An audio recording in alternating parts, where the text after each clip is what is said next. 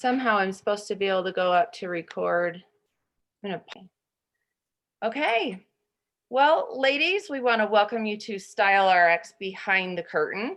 Those of you that have joined Rebecca and I, Rebecca Wave, for the past couple of months with Style RX on our Fashion Fridays, you'll know that we have a lot of fun collaborating together and bringing in women from our community and stylists that we love and adore. So tonight is all about pulling back that cabbie curtain and kind of giving you that insider's look into our culture, what it's like to run a cabbie business, and why we feel like our collaborative efforts are not just in this little window, but company-wide. And then we're also going to learn about these two amazing guest stylists that we have with us tonight. I'm going to give you a quick introduction, and I'm going to start with Jeana Wood. She is from Oklahoma. She has 2 boys, and she is a middle school music teacher, and she has been fighting this COVID thing, but with both the school being closed down and then back and forth. And then Jaimi Anderton, she is actually on my cabbie team. So of course I have a special place for her. And she is the mother of 5 children.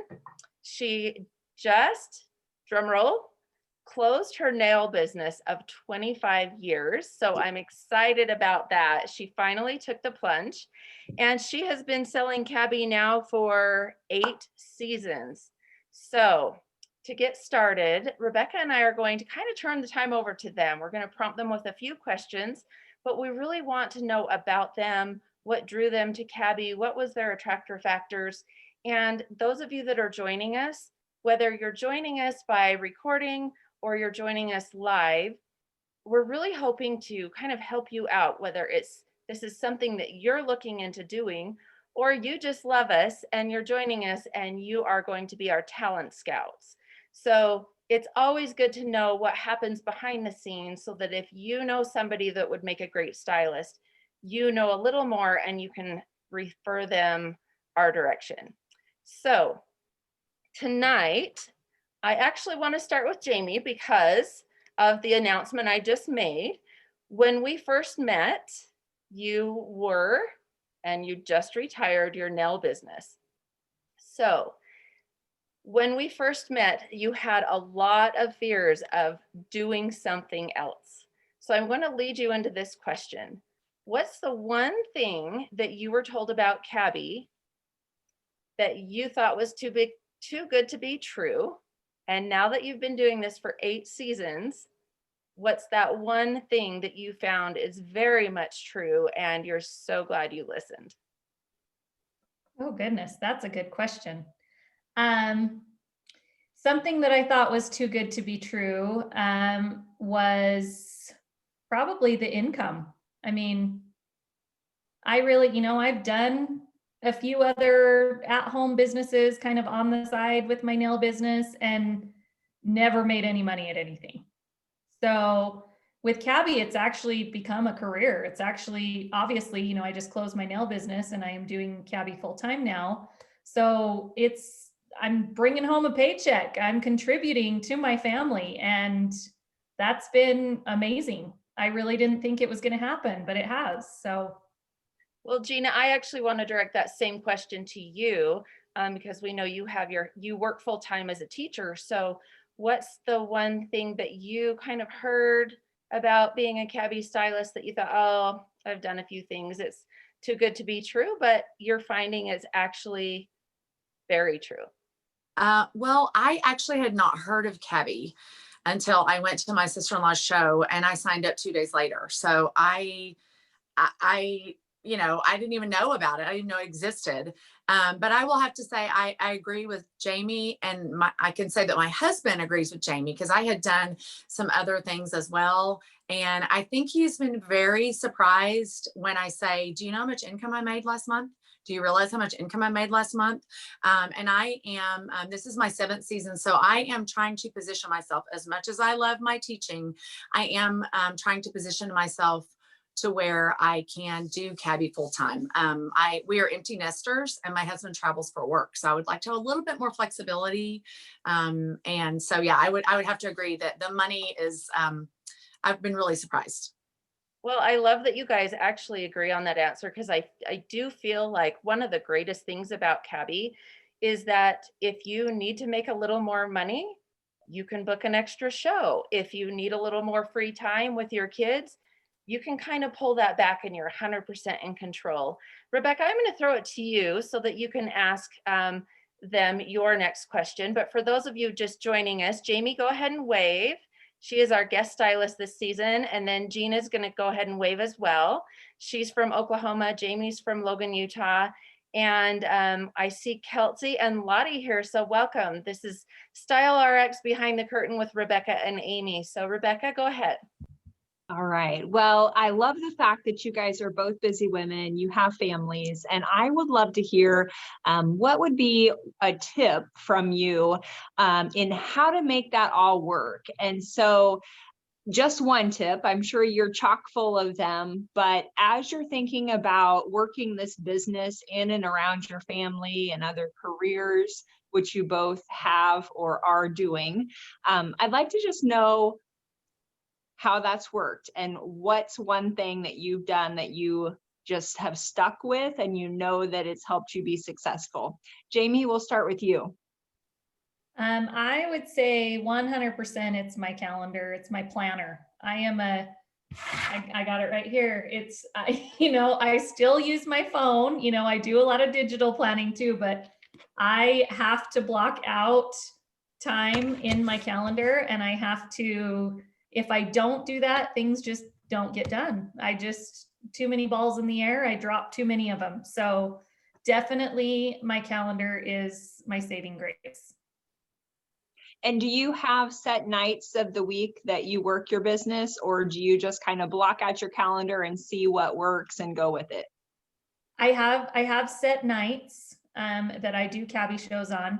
They do tend to change from season to season depending on what my kids' schedules are with, soccer and cheer and all the fun stuff that they're into. But usually for the season, I'll kind of know what they're going to be doing, and then I block out 2 nights a week that I do cabbie shows on. So excellent.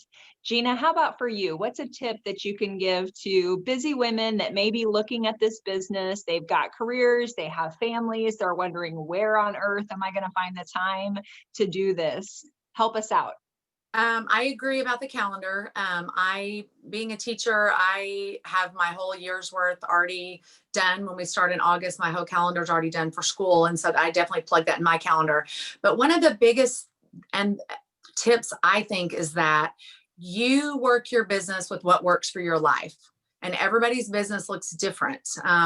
If you need to make a lot of money and you want to do 3 shows a week, or maybe you just want to do 1 show a week and that's what works for you. I know that we as women tend to compare ourselves to each other, and that's kind of, I think, can really be a downfall. I think you need to find the things that work in your busy schedule and in your life and with your kids, and that's what you focus on, and that's what you do well, and not worry about what everybody else is doing. Yeah, and really set realistic goals based on that. I think that's so very, very smart. Amy, I know you work Tuesdays and Thursdays with shows, right? Yeah, and I am noticing we're both wearing this fabulous jacket. You can tell Rebecca and I have the same brain. Yeah, that was not planned. Yeah. Well, what's great about, actually, if you want to look at the positives of COVID, it has actually made us all pivot just a little bit.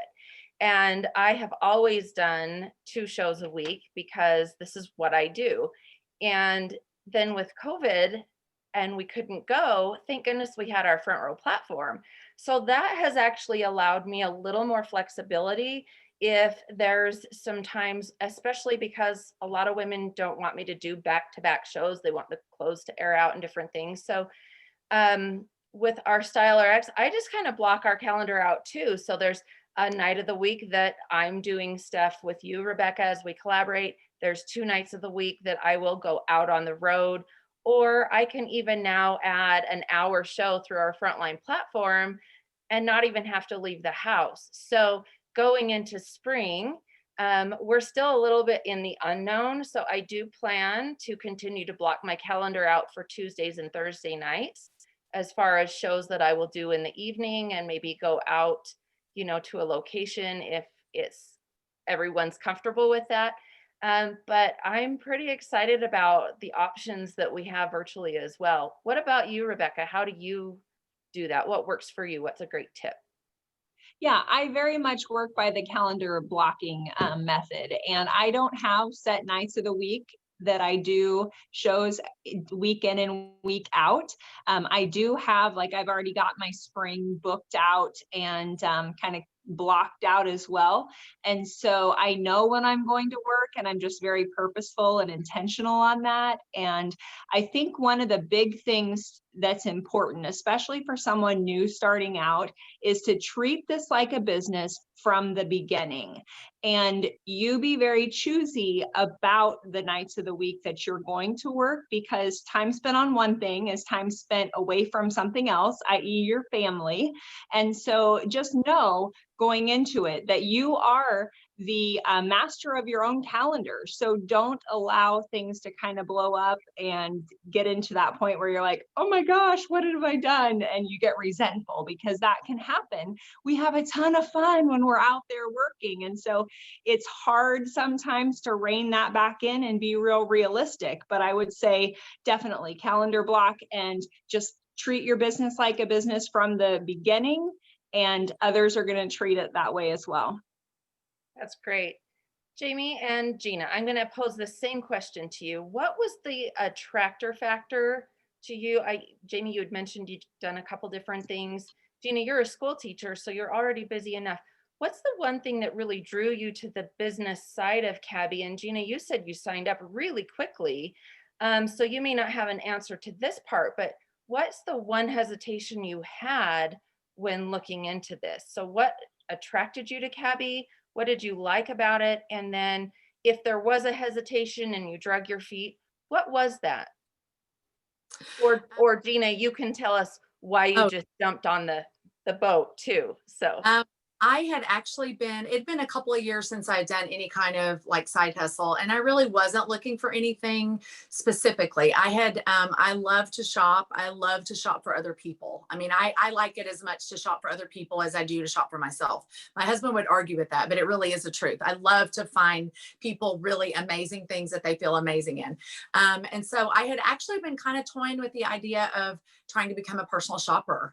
And as I was I'm in Oklahoma, and I'm like, okay, probably many people don't think they need a personal shopper in Oklahoma. And then I also started thinking, am I gonna have to go to all these stores, hunt to 5 or 6 different stores? So that was kind of already in my mind. And so then when I went to the show, I went, there's 100 pieces on the line. I don't have to go anywhere else. I mean, I can literally personal shop for anyone and everyone right here each season. And so that was really what drew me to it. And my hesitation was my husband. I'll be honest. It was the startup fee, and he didn't really understand what you were getting. But with the line of clothing that you were getting, when I explained to him, they can't just give that away because people would just take it and run with it. So it is an investment, but it's also what I have learned is if you invest in something, you're more likely to follow through than if someone just gives you something. So that would probably be my only little hesitation was my husband. I was all in from like the moment I saw it. I mean, I said that night, I'm in trouble because I got to do this. I mean, this was made for me and I have to do this. So.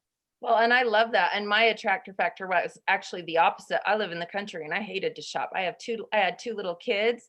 And so when cabbie was coming to my house every 6 months, I was like, bam, So Jaimi, do you want to go ahead and give us your attractor factor and what your hesitation might have been? So Jeana, I think we need to be good friends because it was kind of the same for me. I was introduced to cabbie at a show that Amy did, and I fell in love with the clothes. And I even came home that night and said to my husband, I really think this is something I can do. And then I had a show, and right after the show that night, I was like, okay, I want to hear how I can do this. So it was pretty quick for me too. But I have always loved fashion. I've been a little fashionista since I was, really little, I like you, I love to shop for other people. I used to work at Buckle. I don't know if any of you know Buckle, but that's kind of one of the things there is the personal shopping aspect of it. And I was really good at that part of it. I would always call people in to do like fits with them. That was my thing. And so I've always wanted to be a personal shopper, even in high school. So that was the biggest attractor factor for me. The scary thing for me, the hesitation, was the presentation. I mean, and Amy can tell you, I was scared to death. Like, you get me one-on-one and I'm great. Like, I can have a conversation with you. I can put you in the clothes. It's fun for me, but to stand up in front of people and act like I know what I'm talking about or know what I'm talking about scares the crap out of me. Literally, I shake, but I don't do that anymore. Now I can wing it. I know that first season I was kind of, I wanted a script and I wanted to know exactly what to say. And I was really, Amy can tell you, it was really a scary thing for me. And now I'm just like, I can wing this. I love the clothes so much. It's really easy to talk about them. And they're all amazing. They feel so good and they're so comfortable. So it's become an easy thing, but it was very, very scary for me in the beginning. Well, I also think that attributes to the training that we get. Now, this is one thing that I think is very understated in our company. We are not alone in this business. So Jaimi's talking about fear, and it really was paralyzing to her, but we're never alone in this. So, I am her team leader. So she was really easy to work with. And as leaders, we can only do so much. If you're willing to learn, we're willing to bring you alongside. And our mentors also come alongside. But the training, from knowledge of fabrications to how things fit, to how to fit somebody, you never are actually winging it in this company. There might be a season or two where you're kind of second guessing yourself, but it's like anything else, practice, practice, practice. And then things become very natural. And our training, our websites, we actually don't pay anything. So yes, we do have an investment fee in that, but we don't actually pay for the incredible training that we have. And so I love, Jaimi, that you talked about that a little bit, because I think it's one thing that we don't think about. We are not doing this unknown. And I actually have a neighbor who, dang it, I wish I would have known she was looking into something. She's never been to a cabbie show, but she's starting up a whole new boutique right now. And she's had to create a website. She has to buy the clothes from a manufacturer. She is going at this 100% by herself. And so I actually reached out to her and I said, if you need help finding grid walls or a rolling rack, or if you want me to show you how to size somebody, I'm happy, because I just want her to succeed, even if it's not with cabbie. But I feel 100% confident doing that for her because of the knowledge that we're given here. I will say that something that impressed me from the beginning was that not just the knowledge, but where you start as a launch stylist, the training that you have is exactly what you need at that moment. I was so struck with that. My first season freshman, I went to those workshops. And when I came back to the second season, I had all these questions written down that I wanted to ask. And by golly, that's everything they talked about before I even asked. So it's truly exactly where you are in your business as you go along. And that's just, I think the most amazing part is that when you're starting out, it's truly those things that really you are searching for at the very beginning, and then they lead you right through it. So I think that's amazing. I love the fact that Jeana says she just jumped right into this, because I was originally introduced to cabbie 14 years ago, and I was a very good client and hostess for years and years. I've been a stylist now for 10 seasons, so that's 5 years.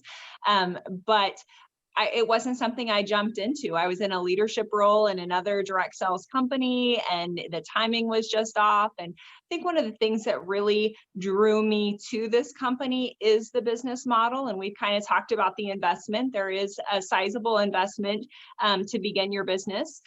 that you recoup through sample sales. But that was really, it pulled me in because I was coming from a background of the $100 starter kit direct sales business. And I was just really kind of done with it and needed something that produced income for myself at a corporate level. And yet, you know, there wasn't going to be 20 other stylists in my town of 1,100, which is the case with the other company. So I think the fact that we pay really close attention to demographics, and cabbie is not going to allow you to start a business if the demographics don't show that you can have a successful, viable business. So that's really, really important to me. And I really feel like that's the strength of our company and our culture coming through. And I just really love that. So I would love to hear, I think one of the things that people think about, well, how do I meet people? Who do I talk to? And so I'd like to hear what your favorite way of meeting new potential clients and hostesses are in a normal time, and then how you're kind of pivoting to make that work during this unconventional time. So we'll start with you, Jeana. Normal time, I would say, well, and it's kind of the same now. I have teachers that I teach with, and a lot of, it's kind of tricky. You want them to love cabbie, but you don't want them to dodge you in the hallways because, oh, she comes again, so it's a very tricky, situation. So I reached out to my friends, and I always ask for referrals, but I actually started this back when we were normal. I would go weekly and try to add about 10 friends on Facebook, like friends of friends, like maybe people that I had, I think I do know them, and just kind of expand that. And then after I had been friends with them for a while and interacted with them for a little bit, then I would invite them to my homepage or my business page. And then, usually after we'd interacted a little bit, then I would maybe personal message them. Hey, have you heard of cabbie? I would invite them to a show. And that really, one of my goals each season has been to add 8 new hostesses every season.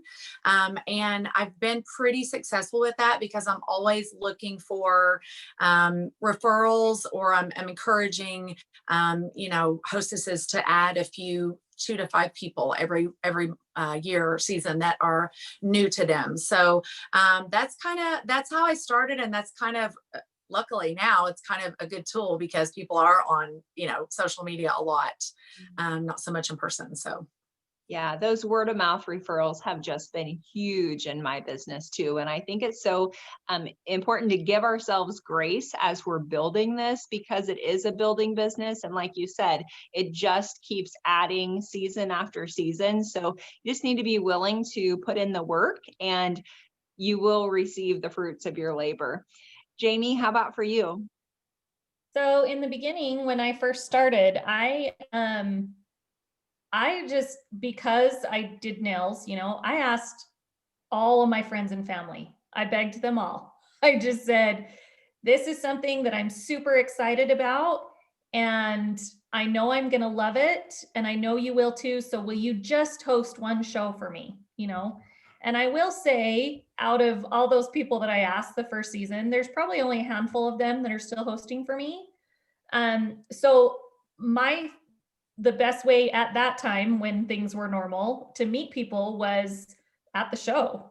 I have these shows that I begged all my friends and family to do for me, and met new people, and I don't have a hard time talking to people, so I just got in there and met new people that way. I would say now I've kind of had to pivot a little bit because we're not doing all of those shows, and it's a little harder. As much as I love Front Row and it's such a great tool for us, it's a little harder to get people on board to come. Once they do, they love it. But, when you're hosting, it's hard for them to kind of get their friends like, come and do this. So that's been a little bit difficult, but I have joined a networking group, and that has been killer for my business, because we really want each other to succeed in our group of like 40 people, and we're always constantly passing referrals back and forth. And in fact, Lottie, that's joined us tonight, her husband is in my networking group. So that's how I met. Well, and Excellent. I want to touch on that because those of you that don't know me, I live in a very, very rural area. Just if you're familiar with Utah, Park City is outside of Salt Lake and I'm outside of Park City. So like my neighbors are the animals, the sagebrush, and I'm surrounded by men. So I've actually built this business up twice. I was a stylist for 10 years and walked away for 5 years, or 10 seasons, walked away for 10 seasons, which is 5 years. And now I'm back into my 12th season, but I really did have to start from ground zero again. There was a few women that I was able to bring back into my network that bought from me before and hosted for me before, but that was only because of the grace of my team leader. Because we have this amazing culture, we don't step on each other's toes. And so when I came back into the business, my team leader had taken all of my clients. There were new stylists that were selling in Park City. And so luckily I had branched out all around the Wasatch Front and back, and I was able to start my network again. But when I first started, I worked in a bank and I solicited my clients and they told me I had to wear a uniform. And I was like, oh no, I don't. I am wearing my cabbie cutest. And I rebelled. And I would, if they made me wear a black uniform shirt, I actually made a homemade Chase tag and wore my own cabbie shirt that was black and said, look, I'm Chase branded and I was gonna wear cabbie cute clothes. And I solicited my banking clients. And luckily at the time I had a manager who didn't care because I was a really hard worker and I got my job done. And if they said, oh, I like your shirt, or oh, I like your trousers, I was like, thanks, I sell them, call me, you know. So but now with us pivoting, it is more of, it's a little more work. I'm actually doing a lot what Jeana's doing as far as Facebook. I'm definitely being very aware of, are they another stylist client before I friend them? Is this somebody that I met through a show that maybe I haven't seen for 6 months and I didn't know she was on Facebook, or maybe she wasn't on Facebook before. So there are so many ways that we really can build our network, but this is a very viable company, and any viable career is going to take a little bit of elbow grease. So I think it just speaks for the amazing, amazing product that we have. We don't have to pay marketing. We just have to go out. Or if we get on a Zoom call, we only have to look cute from here up. So there's a lot of ways that we can market by putting on our cabbie cutest. Absolutely. I would love to hear two things, and we've talked a little bit about this, but just a quick answer. Biggest challenge in your business today and your greatest joy. Jaimi, let's start with you. Okay, biggest challenge is probably, Amy can tell you I am not very good with technology. It's a little bit of a struggle for me, and I have really had to dive in and learn about technology, and so that has been a challenge, but I'm doing it, dang it, and I'm proud of myself. And I would say my biggest joy, honestly, there is nothing like making a woman feel beautiful. Like it is the best job in the world. And I have done a lot of closet audits this season, some of them virtually. And I have had a couple of clients who I have one who woke up every morning and would look in her closet and cry because she is going through menopause and she's having a hard time and she's gained some weight. And she says, I just stand there in front of my closet and I cry because nothing fits me. And it reminds me of what I used to look like. And so it's been really cool to, now she loves to get dressed again. And her husband's buying her cabbie for Christmas because it makes her happy and it makes her feel good. And there is nothing like making a woman feel beautiful. I agree 100%. I feel like my greatest joy is knowing that what I'm doing makes a difference, and I could do a lot of things to make money, and to be able to make money and make a difference in the world is huge for me.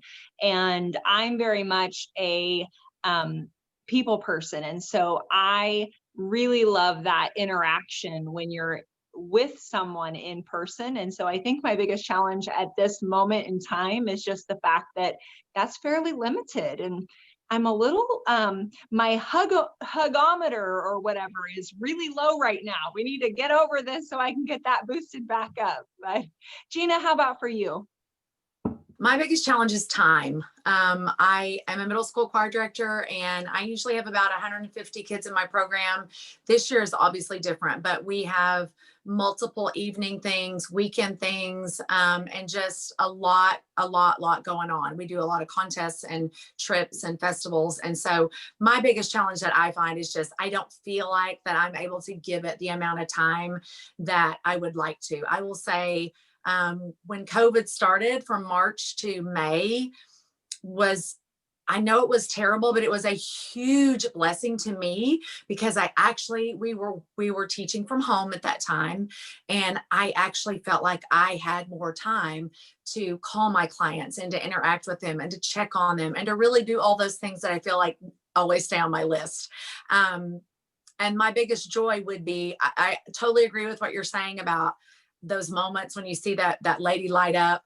But for me, I think it's been just the friendships that I have made. I mean, I have hostesses that I didn't know them before cabbie, and we have pool days, and we have, we do trips, and we have parties together that are not cabbie. And it's just been such a huge blessing for me to have that, to make new friends and to have that interaction with other ladies. So that, and not just my clients, but all the ladies around the United States and in England and in Canada that are stylists, who I just feel like when I finally see them in person, I'm just going to probably hug them and not let go, because I feel like I know them, that I've really gotten to bond with them through Zoom. But even so, I just feel like such a connection with them. So I'm very thankful for that. Absolutely. Well, and that's how I met Jeana. I mean, we were on a call with our executive founder, and I think I messaged her and said, "Oh my gosh, you're so cute." Or I don't remember really, but I was like, I love that girl. Like we still have not met officially in person, but I stalk her on Instagram. I send her messages. I have her cell phone, we're Facebook friends. And yeah, come live scoop, she better watch out, because I'm going to do the Rachel and Monica hug on her, from Friends. But Room at night. yes. And that's actually how Rebecca and I met as well. We met through Instagram over dogs. And then we ended up staying together at a leadership training, because it was my first time, it was her first time. And I sent her a message. And let me tell you, I was so intimidated to reach out to her, because I didn't know her background. I didn't know how long she'd been with cabbie, and I needed a roommate. And I was scared to death to say, "Will you stay with me?" And she was like, "Yes." And we got there, and look, all these years later, we're doing this huge collaboration. We do our collaboration on Fridays. Jaimi, speaking of, I have to tell this really quick. When I met her at my show, we'd gone through the whole show and we were doing her order, and I finally found her last name out, and I was like, "What?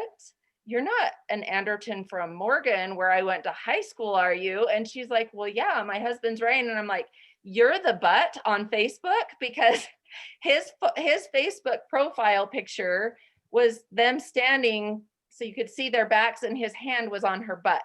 And that's all I ever knew of his wife for ever. And so, it's so funny how COVID has made us pivot, but really, because we are women of connection, we've been able to allow this technology to really come in and connect us on a different level, and in ways that we're using it in a healthy manner.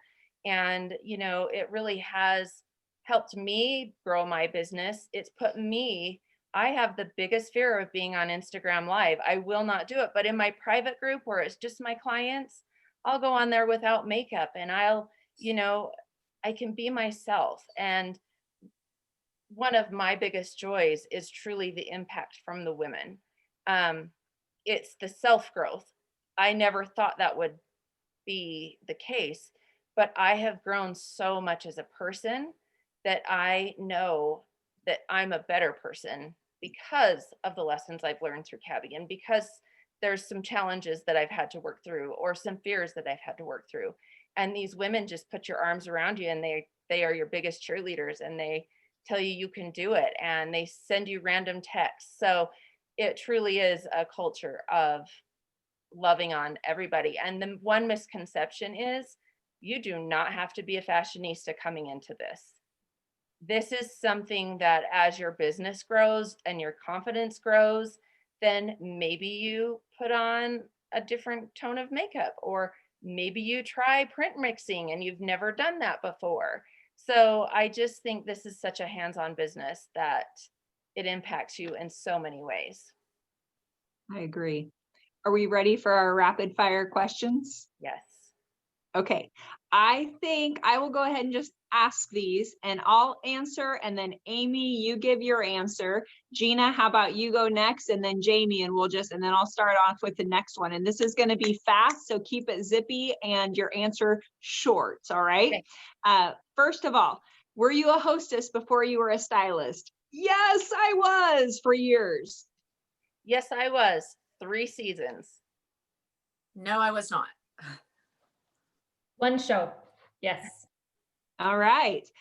Favorite piece this season? I have to say it was the Freedom jacket before this lovely jacket came out, and it's definitely the Frontier jacket for me. Okay, well, that's easy. Mine is the Outlaw leather jacket. I've waited for that for years. I love that one too. I say Regency. I do love that one with the fringe, Regency coat. I will say the denim shirt. The Rebel shirt is my favorite. Awesome. All right. Top business tip. Mine would be treat it like a business. That's exactly what my advice has always been. Treat your mother, your sister, and your hostess you do not know the same. If you give one person a hostess gift, give it to them all. Treat them the same. I kind of said it earlier. I think you find what works for you and your life, and build it your way. Don't base it on someone else's, but base it on what works for you. Calendar. I knew you were going to say that, Miss Blue. Perfect. Favorite business book or podcast? And for me, mine would be Profit First. That was a life-changing book for me. Probably the one that made the most impact on me, and Jaimi can tell you this because I've told her a million times to read it, is called, oh crap. Of course, it just left. I'll have to come back to me because I'll get it off my thing. I just totally lost it. Off my tongue either what it is, because I know what it is. I know. Oh, Business for Leaders. Yes. Business for Leaders, and I'll get the author because now I can't remember that either, but they have a whole, Boundaries for Leaders. They have a whole thing on boundaries, and it was definitely something I needed to learn and love. So was that by Dr. Henry Cloud? Yes, it was. Thank you. Yeah. I have a list of books to read. I will be honest and say I have not. Every morning I am subscribed to Darren, I think it's Darren Hardy, and he does a Darren Daily every morning. And my business is a lot different than most of probably the people that he talks to. But I mean, just those little 5-minute things have been some really interesting and helpful tips, not just for my business, but sometimes just for my work, even, for school. So that's kind of my morning motivation. Robin Pugh is amazing. Like, I have learned so much from him. And then also Start With Why. That is amazing. Simon Sinek. Yeah, he's really good too. All right. And then let's share our Color Me colors real quick, our top one or two. And for those that are guests joining, this is a bit of a personality type. I am a red, which is a very direct kind of push, push, push type person. Amy, how about you? Well, is that your natural or your adapted? No, that's my natural. That's your My natural. second color is yellow, so I like to have fun, and it's pretty high up there too. So that's why Rebecca and I have the same brain, because my natural is yellow and my adapted is red, but they are pretty much the same height. So when we're talking about this really quick, red is your goal oriented right now person. Yellow is your fun, sporadic person. Green is very relational. Everything is pretty emotional. They feel everything, very empathetic people. And blue, they like a plan. They like everything just calendared out, written down, everything. So, Jeana, what's yours? I'm going to take it again because I am a very high green. I do not like any sort of conflict. And so reaching out and being bold is very, very, it's not normal for me. I have to push myself to do it. And it's very uncomfortable. My team leader will tell you that I'm red. I'm not red. Red is my learned through my job as a choir teacher. I've had to learn to be kind of pushy and do things, but I'm totally, it makes me almost sick to my stomach to be red. Yeah, so I'm green is my top. I am also very green. Yes, it is. And blue, you keep talking about calendaring. Yes. Blue's pretty high up there. My adaptive is all pretty even, except for my red. I'm like, that's why Amy and I balance each other. It's also why I hurt her feelings a couple of times, because I didn't know what I said was not nice. I was just getting to the point. Yeah, we're very to the point. Yes. All right. Well, I think we want to open up to our guests. Do you guys Yeah. have any questions that you would like for us to address? Go ahead and unmute both of you. I don't have any questions, but I do want to say that my favorite cabbie thing that I bought from Jaimi is the orange rust pants. I wear them almost every day. I can't even get enough of them. And I have clients that are, I'm a stylist and I do eyelash extensions, spray tans, hair. And my clients have all asked me every time I wear them, where did you get those? Those are so cute. So I love them. That's my favorite. Yeah. They're like the perfect fall pants. Yeah, Yeah, they're so cute. Our stretchy cord is amazing. So Yeah. Love it. And then you guys are so darling. It's fun to listen to you talk about your stories, and it's just fun. It makes me like excited about what you're doing. So it's really neat.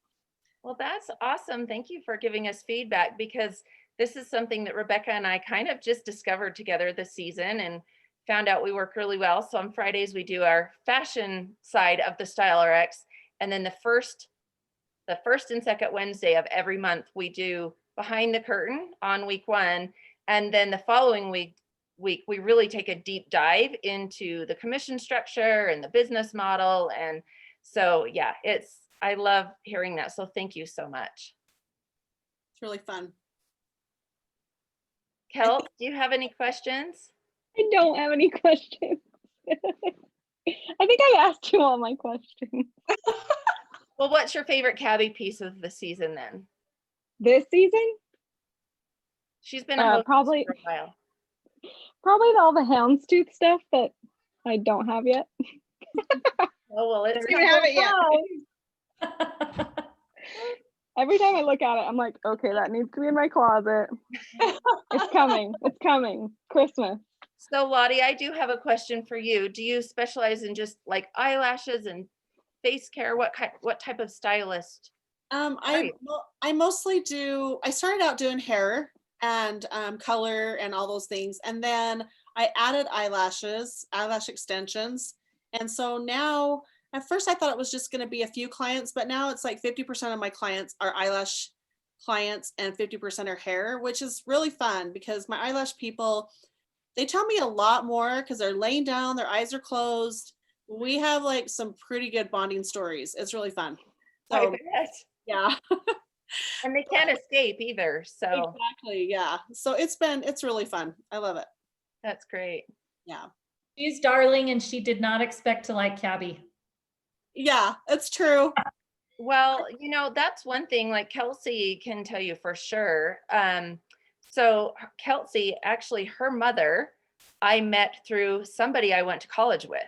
And so her mom was actually a guest and then a hostess, and Kelsey kind of grew up watching it. And the one thing that they have really, really, I mean, they're probably the best at it is, there's a lot of women that say, oh, I can't afford that, or it's above my price point, or they have really learned investment wear, and they know that even our Serenity tees, or back when we had Mulligans or anything, those were go-to pieces. I mean, don't think I've ever seen her mom or Kelsey or her sister ever pass up a Serenity tee or a pair of Mulligans at the time. Now it's the joggers, because we are living in this world, especially now, where we want to be comfortable but not sloppy. And they have really, I mean, classic clients that bought one piece the very first time they met me, and over time they are probably some of my biggest cabbie addicts out there. So it just speaks volumes to the quality of clothes that we have. Jaimi said something earlier about I've always loved, I said I've always loved to shop for other people, but growing up, I was in a very small town, and being a green and my feelings get hurt, I was not a fashionista. I loved it, but I was not brave enough to wear any of that. I was not brave enough to step outside the box. I kept it simple. I kept it plain. And that's been one of the most freeing things. I think the people from my hometown see some of my posts and go, what are you wearing? I've never seen you, I remember one of the first times I posted, I had on, I don't know, something with yellow shoes, and someone I went to high school with said, that doesn't match. And I was like, it just has to go. It doesn't have to.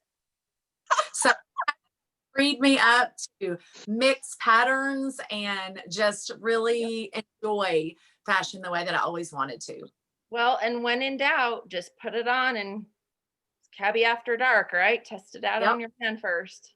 Oh, that was me. Cabbie definitely helped me branch out of my black, white, and gray a little bit. Yeah, no, I think that's one of the greatest things. Even my husband used to think that if you saw leopard, you were like either, what was it, Peg Bundy, or somebody that was just, we used to go to a lot of the Western hunting events and shows because of my husband's former business.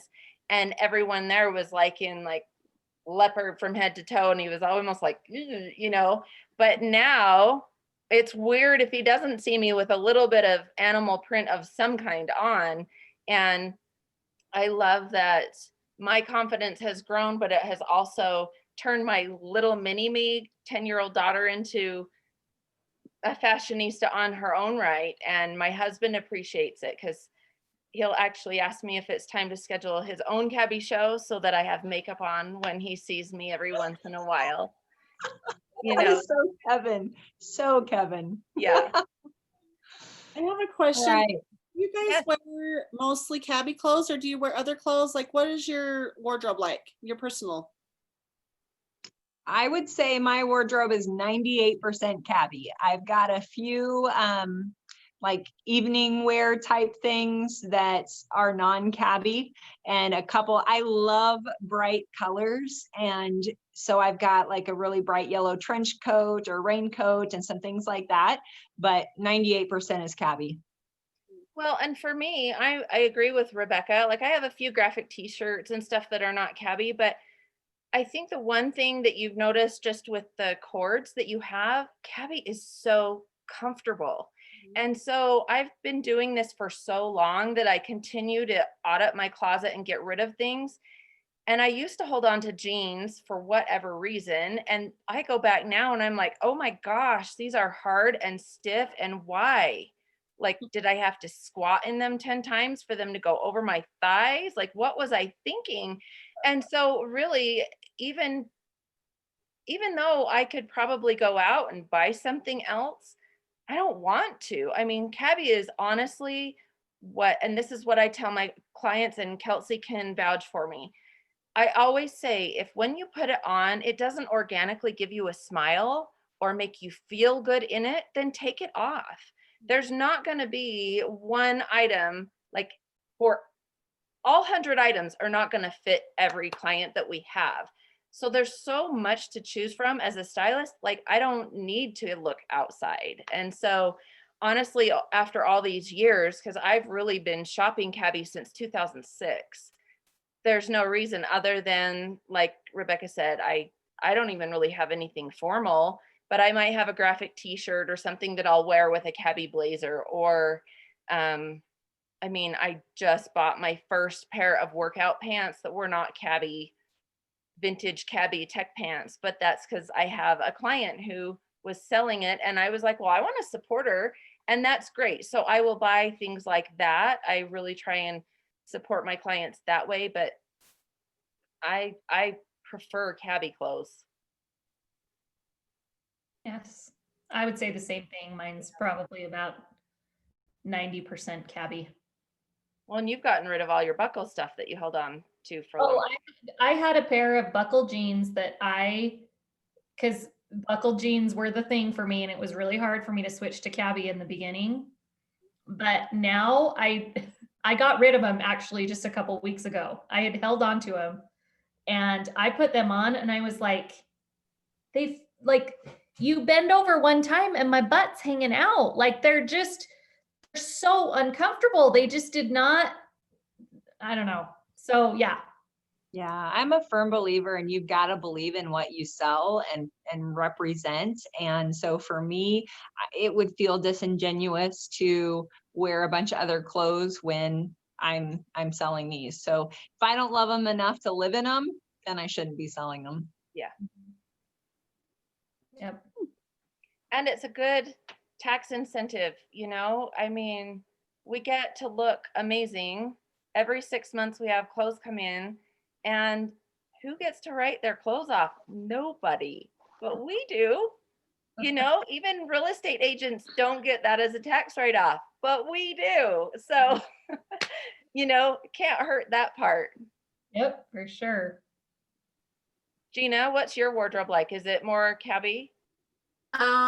It's getting there. I'm still probably, I'm probably 70%, because I didn't know, I mean, I've only known about cabbie for 6 seasons. And my biggest thing is just like, what do you do with all the clothes you get rid of? What has helped me a lot is I do teach middle school, and a lot of those girls wear the same size that I do. So things that are more casual, I'm able to just take it to school. I have a red bucket that my kids, when we were in school, they were like, is that the red bucket? Because it was just like, it means I cleaned out my closet, and the girls just got dibs on whatever they wanted. So that helped a lot, because my struggle is they're really nice clothes. What do you do with them? So it's nice when you know you have a place for them. So I'm getting there.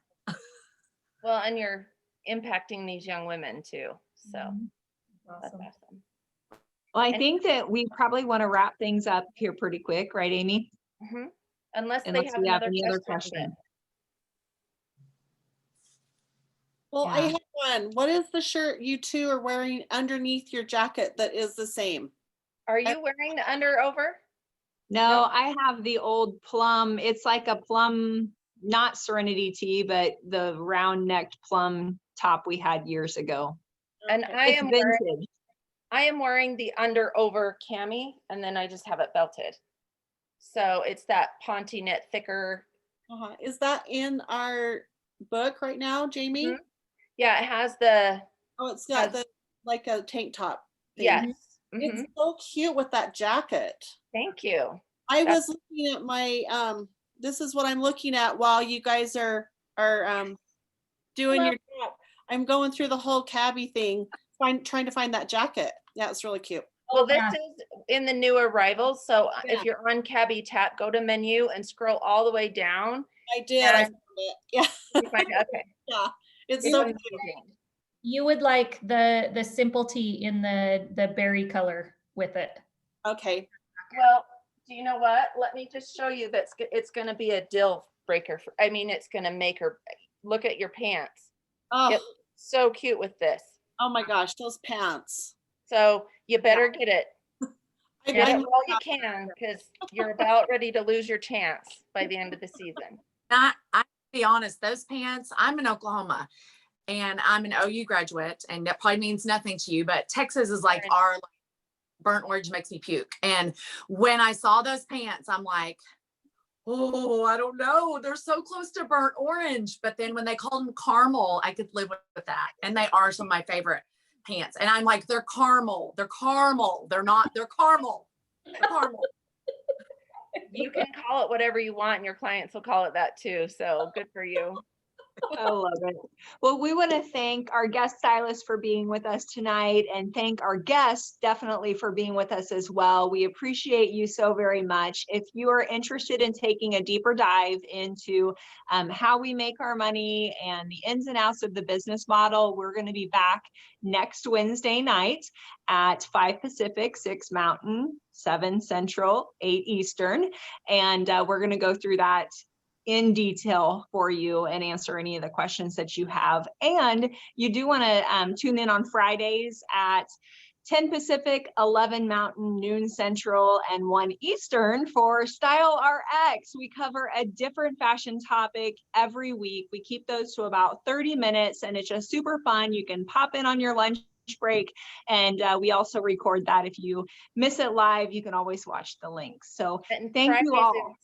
Fridays is holiday casual wear. Yes, this Friday is casual holidays. The following Friday is glitzy holidays, and can't remember what the next week is. Last minute gifts, Oh. I think. Last minute gifts, you're right. So, okay. You guys, thank you so much. See, we miss hugging, so now we kiss on Zoom, right? Thank you. Thanks, you guys. Thanks, guys.